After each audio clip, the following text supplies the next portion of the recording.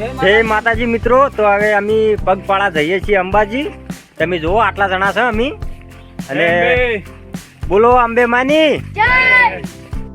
તો અમે અમારા ગામના પહેલા કેમ્પે આવી ગયા છીએ. શું કેવું ટોલું? હા, હાલ તો હાઈવે ઉપર હેડ્યા જરા છે, અને કેમ્પની જેમ જબર ગોઠવેલું છે આપણે હાઈવે ઉપર. ફૂલ સુવિધા છે અંબાજી આબાની. હો, આ અમારા ગામનો પહેલો કેમ્પ રહ્યો, જોઈ લો.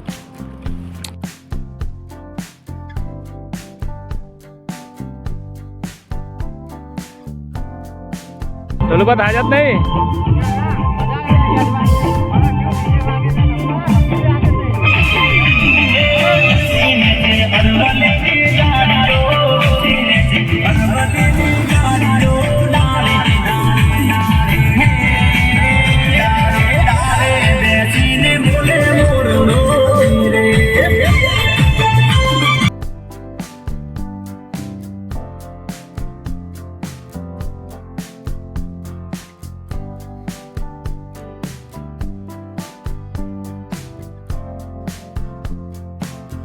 નીકળી ગયા છે. કેમ્પ હતો સેવાનો કેમ્પ હતો. હરુપાનના પકડી બેહાય ને આપણે સેવાનો લાભ લેવો પડે.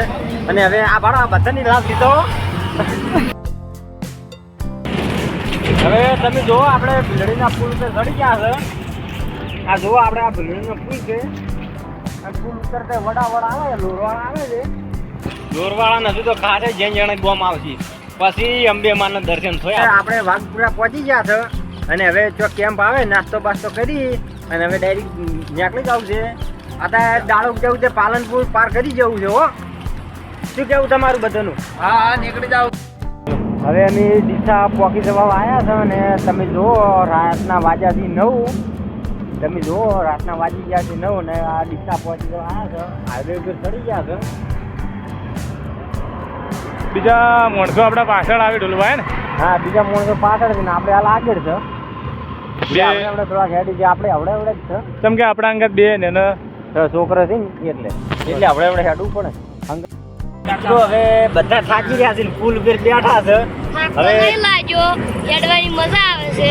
મને તો બહુ થાક લાગ્યો. થાક તો બધાને લાગ્યો, પણ એક કહેતા નહીં.